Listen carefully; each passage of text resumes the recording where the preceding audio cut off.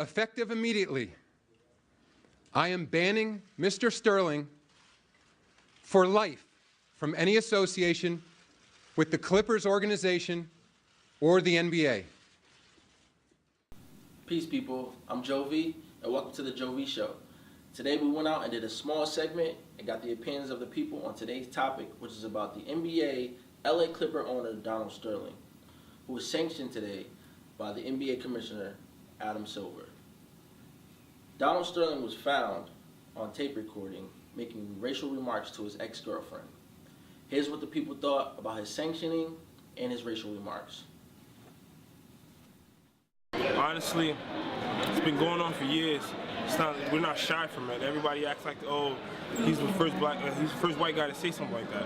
He's actually not. A lot of owners have said plenty of things like this. It's just racism is revolutionized now in a different way. Slavery is revolutionized now. There's all different ways to have slaves. You have your slave masters, which are the NBA players, and your owners. Simple as that. It's not going to change because we're going to allow it. The NBA is predominantly dominated by African American players. For you to make a statement like that, it's crazy, because these guys go out every night and put people in the seats to, bring you money. And for you to say something like that is pretty much insane. 2-1. And just a few moments ago, upon entering the court for pregame warm-ups, a unified statement from the Clipper players wearing their warm-up shirts inside out, so the word Clippers are not across their chests. I think it's a shame that people are really ignorant and they can't think before they speak, and when they do say something like that, I think he deserved what he got. What's coming to him, hopefully, he does get voted out and he loses his position, because that's really a shame that you're working with a lot of different people, and for you to single out one race and loop them in all together and to say stuff like that, that's really offensive. The actions that the Clippers took on Sunday at the game was really good, because a lot of people would just kind of not play for their owner, or turn their jerseys inside out. They would just all right, I'm just gonna get my check and play ball, but they actually made a stand, made a statement. All the other teams actually made a statement wearing the black socks, the black tape. So it was a good but little statement. It made a big deal.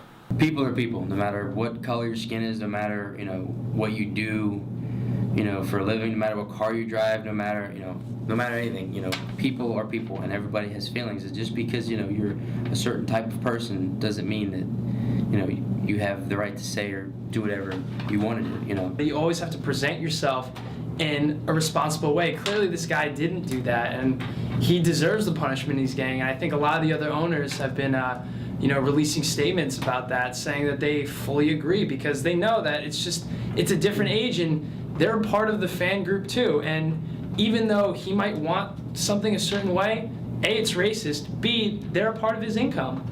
And he has to take that into consideration. He clearly didn't, and he kind of screwed up in a real bad way. I guess the NBA, banning him, in my opinion, is fine. It's actually a good thing, because it shines a light for other people who think that they can do this without any consequence, to show that they can't tolerate that, especially when the NBA, a lot of people are black, African American, or people of color.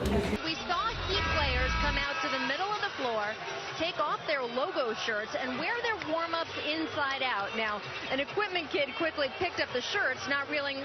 I guess his First Amendment rights were taken from him, because he did say what he said to somebody that he trusted in confidence, and it was taken somewhere else and, taken to a different scope, if that makes sense. So I don't feel the punishment fits the crime, because it's not like he made a public statement saying, oh, I hate black people. It was something said in confidence to somebody that he trusted. So, if he made something public about this, that's one thing, and the crime would fit the punishment. But in this case, I don't think it does. But he is wrong for saying what he said about black people, and his morals are messed up. It was a personal statement. Everyone has their own bias and opinions, and he wasn't publicly stating that. And for her to have recorded it is a whole different issue. Just for him to be penalized off of that, I don't know if that's just, but I don't agree with his, obviously, racism isn't somebody, no one wants to hear that he's racist, especially if he's majority of his team are African American males, you know. But I don't know if that's a just punishment for him, because Ralph Lauren, there's a whole bunch of people who've made public statements, but people still buy his clothes and still. That's our show. Me, honestly, I agree with the majority of the people that spoke on today's show. I believe that in this day and age, racial remarks like that shouldn't be made about anyone, any color, race, or gender. So there you have it. Thank you for tuning in. I'm your host, JoeV, and you're now watching the JoeV Show. Until next time, peace always. And oh yeah, by the way, these peace shirts are on sale at spreadpeace.bigcartel.com. Spread the peace. Peace.